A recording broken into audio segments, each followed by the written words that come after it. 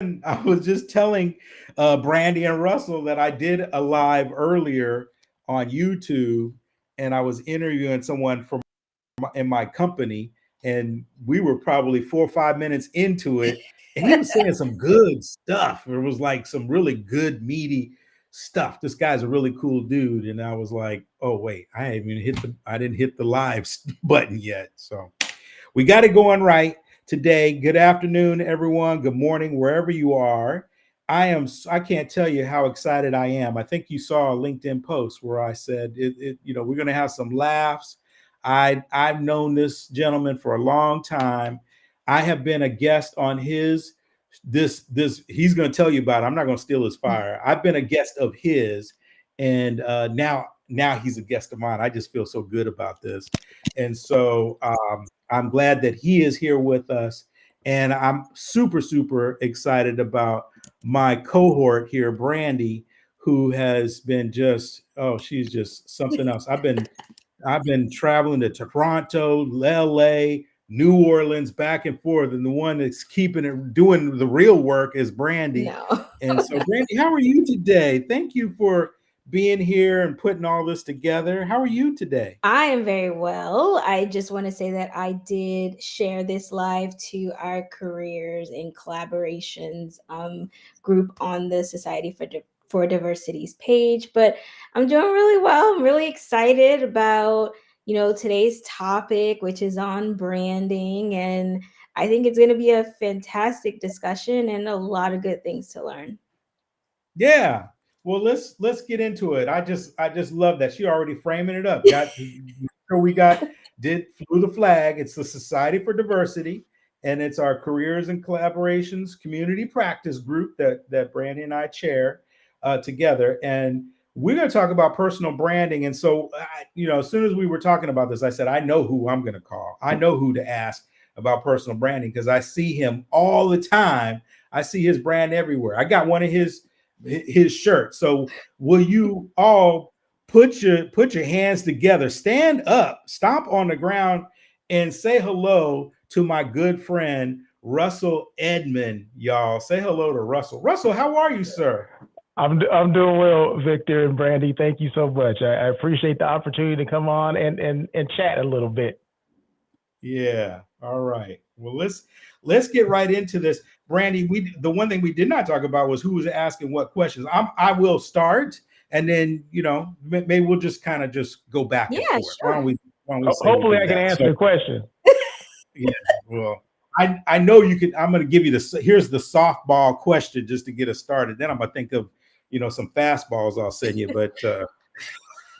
Because you're the Mr. Bet number one hospitality radio show. So if you can't handle this, then we might as well just stop the recording right now. Right. Okay. So, Russell, I know you quite well, but our team doesn't. Brandon, we spent a little bit of time together a few weeks back. Will you please tell our audience a little bit about yourself?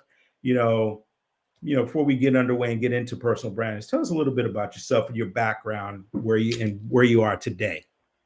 Okay. Well, oh God, it started a long time ago, right? So, I mean, you and I, for people that don't know, Victor and I go back. We go back before college. We maybe didn't know each other, but we were rivals is not the word to use, because a rivalry game would be, we win some, they win some. You know what I mean? It's close games. No, their team always beat the crap out of our team. All right, so it was not a rivalry game. Or we weren't rivals in high school, but we were in the same league. So we played football, and we were in the same league. Back in, he was in Indio High. I went to Palo Verde High, which is a small town in called Blythe, California, right? So Victor and I, we kind of knew each other then, and then we ended up going to college together. We ended up going to College of the Desert, which is a junior college in Palm Desert area, where Victor actually lived in Palm Desert. And I remember meeting him. I remember like it was yesterday, actually meeting him. I'm pretty sure he doesn't remember this. It was in the summer before the season started. Victor was working out in the weight room. He was on I can't remember the machine that he was on, but he was on one of the machines, and the coach, Coach Marmon, introduced me to Victor. And from that point on, we were friends, started off as friends, and then ended up, being buddies, doing a lot of things together and stuff like that. And so from there, College of the Desert, after 1 year, I went another way. I said, you know what, this ain't the school for me. What I mean? So I left and went to another junior college, and then ended up at Cal Poly Pomona. Okay, ended up at Cal Poly Pomona. Didn't know really what I wanted to do as far as what was I going to major in, because I had changed my major to date probably about 3 or 4 times, right? And then I found out that there was this hospitality program. I'm like, well, what is that? I don't even know what that even entails, but I started taking some classes in that, because I was like a CIS major at one time, and it then became marketing, and then just operation management. But I like the marketing part of it, right? So something just told me, stick with the marketing, and then but try to look at something else. So I looked at hospitality management. I remember the first class I took was intro to hospitality management, like hospitality 101 or something like that, and had nothing to do with hotels, which I didn't know what I wanted to go into. It had everything to do with McDonald's. I was like, wow, I learned more about McDonald's in that quarter, that 10 weeks, than I've ever known in my life, right? So, but it was interesting. It was interesting stuff, right? So, and the professor, his name was Jim McLean. Remember him too? And he was, he was kind of dry, but he explained things, and he kept it interesting. So, and that just kept me taking more classes and more classes. And then eventually I got into, some hotel related classes, and then figured out that was going to be my thing. So just kind of continued to that. And then Victor ends up coming to Cal Poly as well. He ended up going to San Diego State first, but then ended up going to Cal Poly as well. And, we just kind of picked up where we left off, although Victor was, married and had kids at this time already. Right? So Victor was, he had real responsibilities, back then. So, but no, we've always been friends. We've been, he slept on my couch a lot of times because now check this out. I don't know how much time I got, but Victor worked full time. He went to school full time. Now, mind you, he still lived in the Palm Desert area. We were in Pomona. So that was almost an hour and a half, 2-hour drive one way. So he would do that. He would work, he would come to school, and then go back home. Because like I said, he was married and had a family. So I had 2 kids, man. Two kids. So I remember one day I looked in the dictionary under persistence, and there was a picture of Victor there. I'm like, well, that's it. This is it right here. So no, Victor doesn't know this, but a lot of things he did. I mean, we looked at it and we watched, like, man, if this guy is, we got to start taking this stuff serious, right? That's basically because we've been in school too long, right? Maybe not Victor, but, some of the other people. Like we say, you know what? Victor is busting his butt. He's doing this for real, right? So we need to get out of here and start working. So bottom line, I mean, I'm making this funny, but because it is funny. But from there, I went to after I got out of school. My first job was with Marriott Hotels. I didn't know anything about hotels, but my first offer was to be a salesman. I'm not even sure if Victor even knows this. To be a sales manager at the Sheraton Canal Street in New Orleans. I was offered a job there as a sales manager first, but I didn't know. They said, well, you can sell, because I had this flair for doing presentations or whatever through Professor Glenn Voss, who was kind of a mentor of mine, one of the professors there. And I remember doing our senior project or whatever, and it had to do with basically the Sheraton here, Sheraton LAX. Back then it was called Sheraton Plaza Lorena, which is still existing there. We did a whole total food and beverage plan for that particular hotel. We kind of transformed it from where it was to, this new concept, food concept and all that stuff, which was a real stretch for me because I didn't want to go into food and beverage, but I like the the marketing aspect of it. I like the presentation aspect of it. And we got a chance to meet with the general manager, the director of food and beverage, the HR director. Well, the HR director kind of took a liking to me because of, I guess, my flair of doing presentations. He said, you would be great in sales. So he went ahead and called an HR director and general manager in New Orleans and said, hey, I got the guy for you.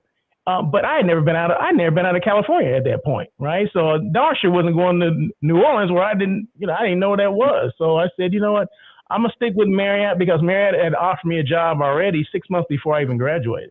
So I'm like, I'm gonna do the Courtyard thing, and then that way I can learn how to sell. What am I actually selling? Because I didn't even know what the heck sales meant in hospitality, specifically hotels. So I did that, did housekeeping, started with Courtyard Marriott, did housekeeping, did front office, did some food and beverage, then left there because my wife wanted to go to law school, but she didn't want to go to law school in LA. She wanted to go to law school in Sacramento. So we ended up leaving LA. And at that time, Sacramento only had 3 Marriott products. So I was trying to transfer within Marriott, but I couldn't because those people didn't move around like they did in LA. In LA, people are moving around all the time. There's probably, with where I live, there's probably 50 Marriott hotels within an hour radius of my home. So I didn't have to move. I can just drive. LA, we drove anyway, right? So I had to leave Marriott. After like 4 years, I had to leave Marriott and finally found a job at the Sheraton in Rancho Cordova, California, which is right outside of Sacramento, as a night manager, and kind of worked my way up through that, became an AGM. And then she graduated from law school, said, I want to go back to LA. So I had to find a job in LA and finally got introduced to sales. Okay, maybe 5 to 6 years after I started my hotel career, I spent in operations. So finally, 5 or 6 years later, I get exposed to sales. Finally, someone gives me an opportunity in sales, and I didn't look back until at one point I wanted to be a general manager, and I did that for a little while, and then but came back to being sales because I love sales. I love the opportunity to meet new people, networking, and persuading people to utilize your hotel versus the competition. And that's kind of how it started. And then 14 different hotels later and 25, 30 years later, I got, kind of burned out on being on property because, as a lot of people know that work in the industry, they can attest to, is that there's a lot of, now these days, there's some unrealistic expectations and the goals that, just out there, just crazy stuff. And I said, you know what, if I'm bust my butt for everybody else, I might as well bust my butt for myself. And it wasn't called Russell of Hotels then, but I started doing like some meeting planning things and some, task force assignments, being a task force general manager, which is a temporary position in a hotel until they find a permanent director of sales and marketing or permanent general manager or whatever. So I kind of did that, but along the way started honing my skills in this thing that was new called social media, right? Mm-hmm. So I was like, well, how can I bridge the gap between sales and social media, or social media and marketing within the hotel space? Because I'd been introduced to, other people that were doing it, and they're trying to explain it to me, which really didn't make a lot of sense. And so I started doing it myself. How do I venture out and do these things? Well, I became somewhat of an expert on it. And then, from there, it led to, I guess, where I am now in Russell of Hotels. So I know that's kind of almost that was a quick synopsis of what I did or whatever, but yeah, so. Yeah, that was helpful.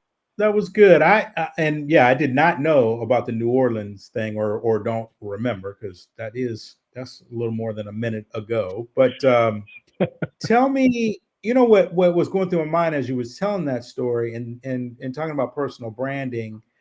And I know this because I know you, that really you started doing these quick lives, a couple of years back, and you were doing a bunch of those. But were you really developing your brand, if you will, before you did, even before the radio show, even before you did the lives, or is that when you were starting to really start your branding? Was it before or during that moment? Well, I started before because a couple of people that I was introduced to, through networking events, they were, and the one person that comes to mind is, she goes by the name of Kat Von B, which AKA the Traveling Greek. Okay, so she's a influencer. So they don't like to be called influencers. They like to be called content creators, but she influenced me. So there you go. She's an influencer.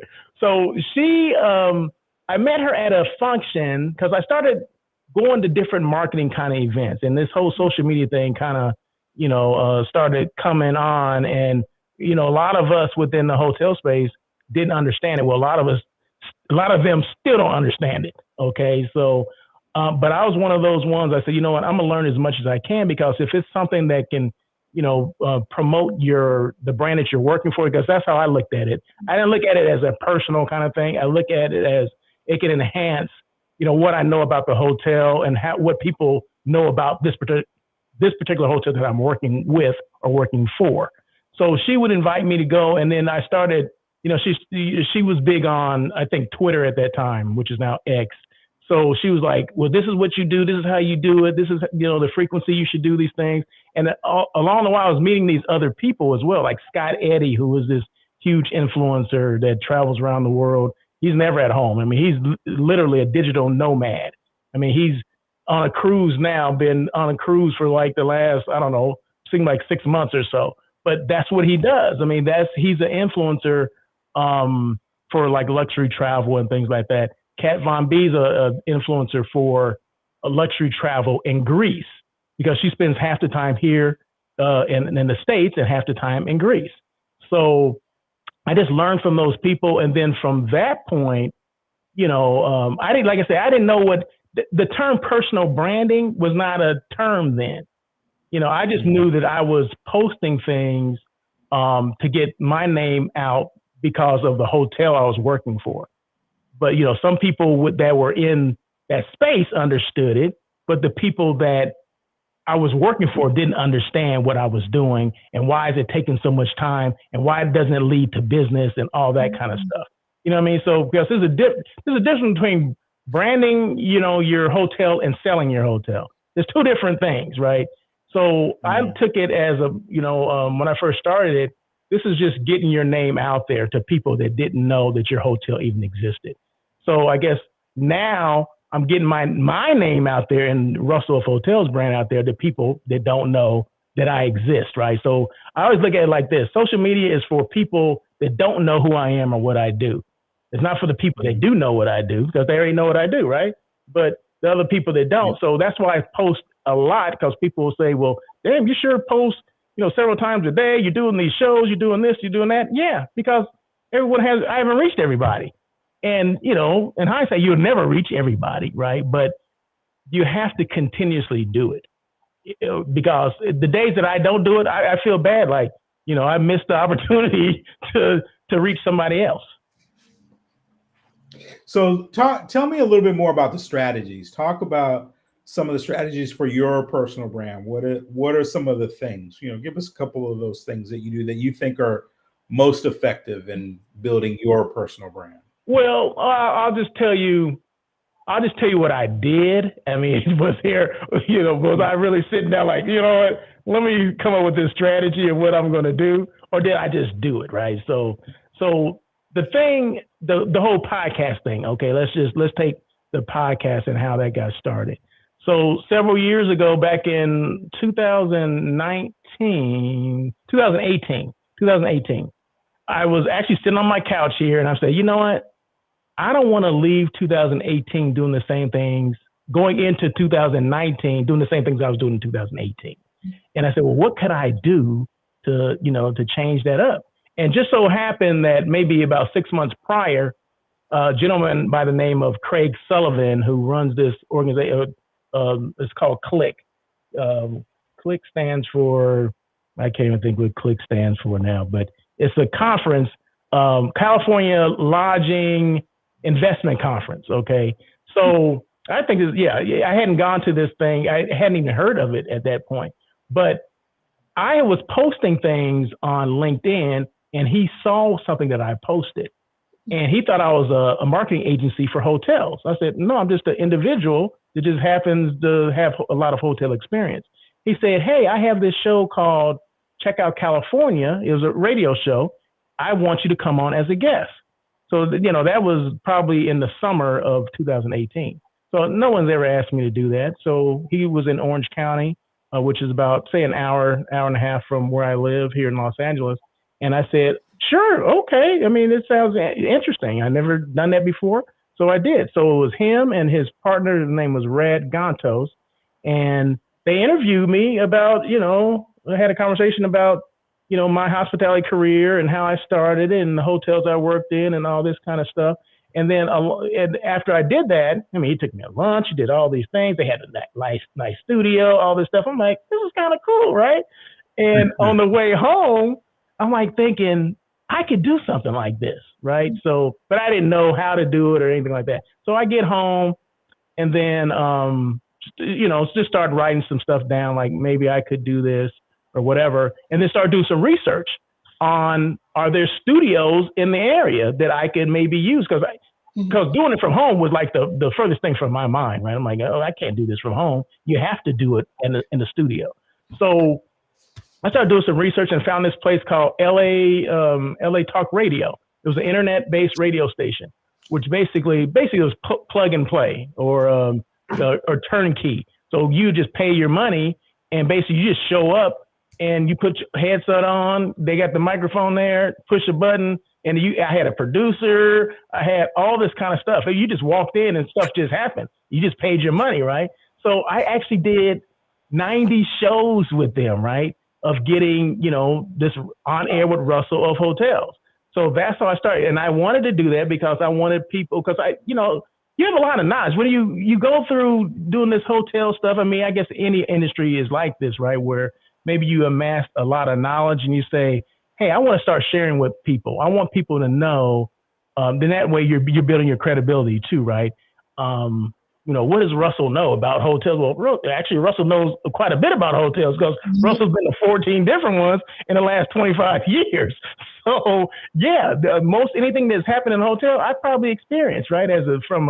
Being a housekeeping manager to a front office to a general manager to a director of sales and marketing to all those positions in between.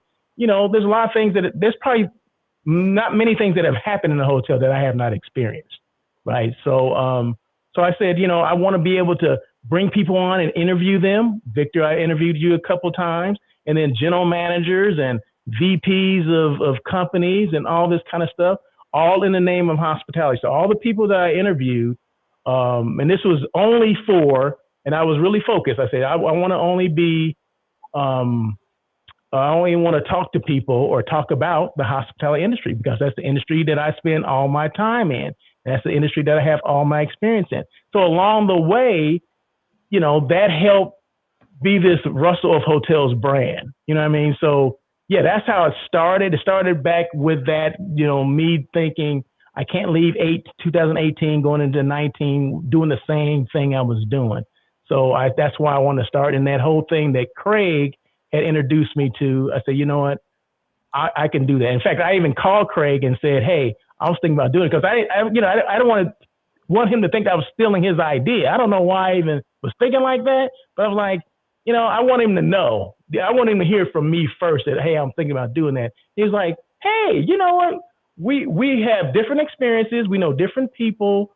So no, he said that you'll be great because you have a different way of bringing things out and explaining things or whatever. No two people in this thing are alike. And that's when he said that, I said, a little light bulb went out. I said, he's absolutely right because, yeah, that's why there's a lot of podcasts, but, no two people, it can be the same subject matter, but no two people are going to deliver it the same way because you got to draw on one's experience, right? My experience is a lot different than Victor's experience. Although we went to the same school, we went to the same schools, not just one school, two schools, right? But we have different experiences along the way. My upbringing is different than Victor. Victor came from the East Coast to the desert, right? I'm from the desert originally. but deep desert. You know what I mean? So there's a whole different desert mentality from where Victor grew up and to where I grew up, right? So, That's a whole nother show. so yeah, so that's kind of the journey. So, Russell, it sounds like when it came to building your personal brand, it was more of organic. Like you sort of kind of went with maybe what where the opportunities were, and you looked at your skill sets and your experiences and were like, hey, I can do this or I can do that. Um, my question is like for someone who maybe doesn't feel like they have a personal brand yet, or they're looking to enhance their brand. Let's say they're brand new to this. What sort of like tips would you give them, to maybe like 2 or 3 tips that they should really think about when crafting their brand from a very authentic place, which seems like that's the way that everything is about authenticity for you, right? Because you said like it you could sort of have similar experiences, but there it's gonna the same subject matter. You can go in many different directions, right? Because it's your own personal experience. So Exactly. just like a 2 or 3 tips that you would give to somebody who's sort of like starting out. Well, first I would say, if you're on the fence about doing something, just do it. Because like I Mm, said, I was on the fence about, doing starting a podcast first. And I think frankly, because I didn't know how to do it, but mhm, Google will teach you a lot of different things. And now you got Chat GTP will teach you more than what Google will teach you. So I was able to tap into that. And fortunately I had someone, Craig, although had just met him, and we weren't friends at that time. We just kind of acquaintances, but he pushed me in that direction, right? I mean, he could have easily said, "No, why would you do that?" He could have easily went the other way, and that probably would have discouraged me. It probably would have discouraged me a little bit, but then it probably would have ticked me off because I was like, "Well, I'm gonna do it anyway, just to spite him," you know what I mean? But no, he kind of like gave me his blessing, like, "No, you go ahead and do it, and I'll help you out. I'll produce your show for you." That kind of thing. I'm like, okay, well, if it doesn't work out over here, Craig, then I'll take you up on that. But just so happened, I did find a good fit for me. It was close to where I needed to be, and then went from there. mhm. But there's 3 things that I would say are probably the key. And you hit the first one, Ms. Brandy. You said authenticity. You got to be authentic, right? You can't be fake because people will figure it out, right? If you don't know your stuff, people will call you on it. I've been called on some stuff before. I try to keep it to subjects that I know more about than anyone else does. But no, I'm just joking about that. No, but well, I mean, anything within the hospitality space and hotels specifically, when it comes to sales, things like that. Oh no, I've experienced a lot of that stuff, and yeah, I'm on top of that. But yeah, be authentic. Um, yeah, know what you're talking about, be genuine and true to yourself, that kind of stuff. And then the second one would be storytelling. Tell your story. Don't be Mm, afraid to tell your story. You know what I mean? Because like I said, we all came from a different place, right? Our experiences are different. Our upbringing is different as well. And I'm not afraid to bring that stuff up, right? So things that are maybe I'm passionate about, maybe you may not be passionate about. That's okay. That's all right. Because like I said, we all come from different places and we all can learn from each other. But you got to tell the story. I started back in the day as a housekeeping manager, and I remember training, cleaning 18 rooms a day. That was part of my training. I mean, that's all true. It's not something I'm just making up because, social media can be one of those things where people just make up things and, there's nobody to kind of follow up and see, well, did he actually do that? You know what I mean? But no, I'm not. I'm telling you, all the things that I talk about, those are things I actually done. Okay. So, yeah. and, my career started with Marriott. So anyone that came up in Marriott, they know the same thing. Anyone that came up in an ID program with Marriott knows the same stuff that I know. So it's kind of like a fraternity, if you will. And then, and then the last one would be, consistency. You Okay. have to continuously do, I got to continuously post. I got to continuously do the Mhm. show. You can't just do it one time in a month and think people are going to remember that you were even doing it. Right. It's just, they're looking for that next show that's what you want. and that's the reason why, like, On Air with Russell of Hotels is done every Tuesday at 1 o'clock, California time. Okay. Because just think of your favorite show. Is your favorite show come on one day at 12 and next time it comes on at 5? No, it comes on consistently at the same time. So that's one of the things I wanted to do. I said, you know what?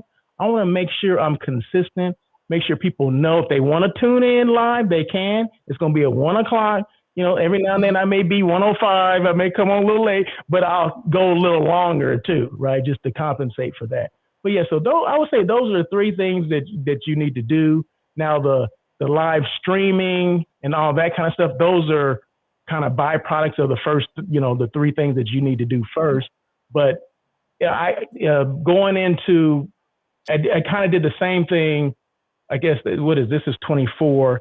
So going into from 22 to 23, I wanted to change up something again. Because I came to the realization that although I've done, you know, 200 and something shows of On Air with Russell of Hotels, I thought I was missing something. Maybe I'm still missing out on people. That's just once a week, right? So that's why I started doing the daily check-in with Russell of Hotels. So last year, I think I did 260 shows with what, you know, probably 52 of those were On Air with Russell of Hotels, and the other remaining ones were daily check-ins with Russell of Hotels. Because I want to make sure maybe I'm missing some people. Maybe they need to know what I'm doing. Because one thing I figured out is you need to tell people who you are, what you do, and how you can help them.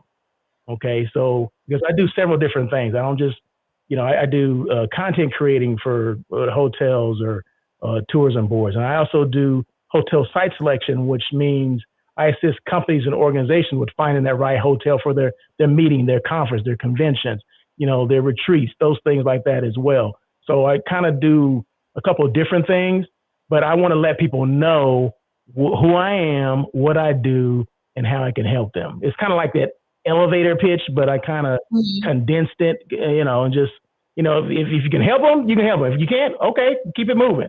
You know what I mean? So, but yeah, so those are probably the things that I would, you know, concentrate on first. If you're trying to start a, you know, brand, like I said, there was no blueprint for me when I did it. And it wasn't a, you know, let me start my personal brand. No, I just did it. I just did it because I knew that's what I needed to do in order for people to know who I was, people to know what I could do and how I can help people. Nice. That's awesome. I was thinking we would keep it around 30 minutes. We're a little bit over, but I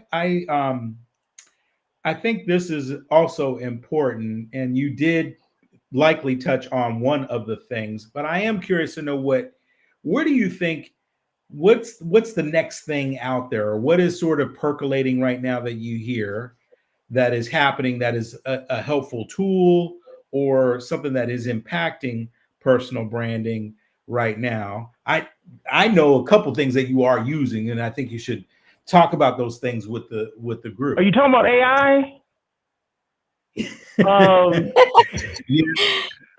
Yes, I am. But it doesn't have to be that. I know that you use that. But what is it what tool is it that you think is on the I would say, rise? No, I would definitely say AI, artificial intelligence, is something that I use personally. And the reason why I use it is because it's easy, right? So once you do, and this is what I mean by AI is it's my likeness, my image, and basically all I do is change the script. So I formulate an avatar, and then once the avatar has been created, then all I have to do is type in a script. I don't have to say anything else anymore. I don't have to talk anymore. I have to worry about reading the script or whatever. No, I just type a script and it starts to read it. And the more you do it, it's the voice and the mouth kind of catches up with everything, right? It's not my voice. The voice is a little off, but you know, the mouth moves with the words now.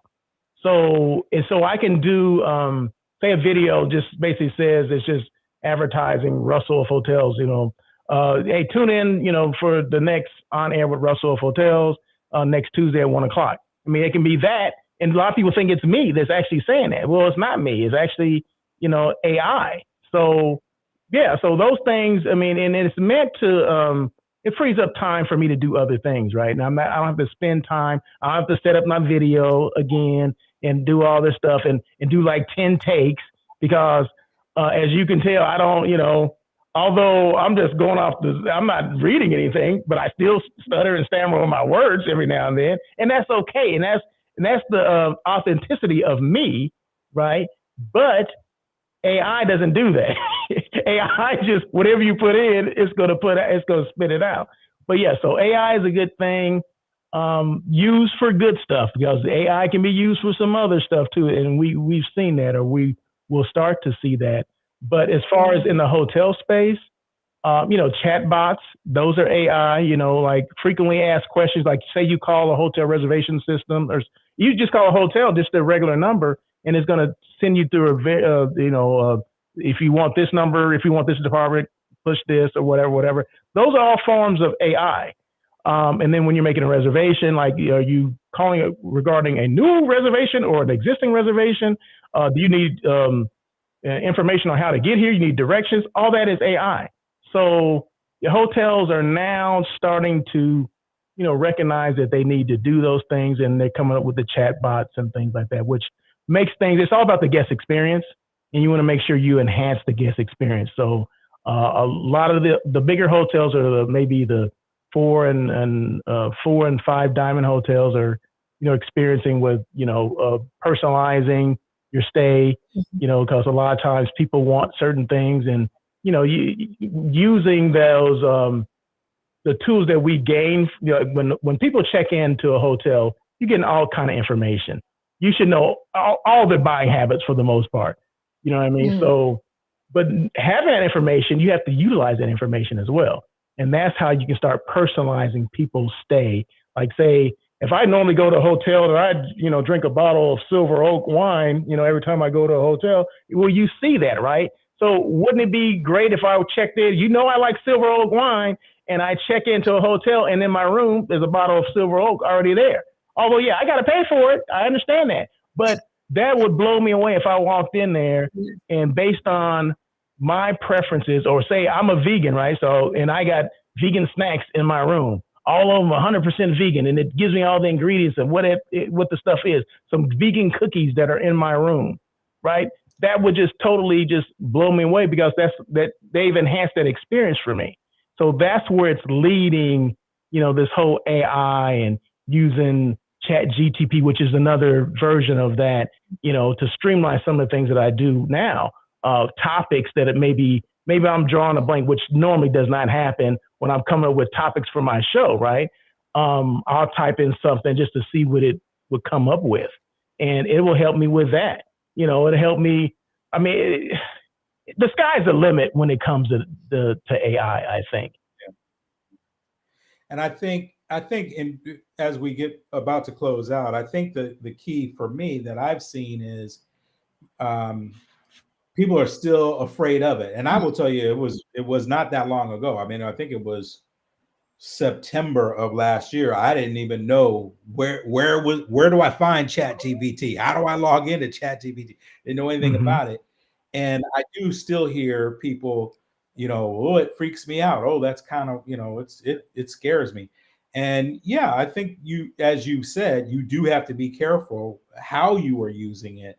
But there have been so many things that I've seen it where it does help give you time back. And I think for someone who's listening that is trying to be a content creator, trying to be an influencer, starting their own business, and there are tools out there, even just like this, like you're saying, the chat bots, where they're answering these inquiries. You whatever you are the expert on, you could have somebody or you could have AI answer those questions, and they don't even realize it's not you, that it's AI. Exactly. It looks like it's you responding, and that way you can put your efforts into building more strategy around how you're going to pick up more business, or how what you're going to do next as another revenue stream.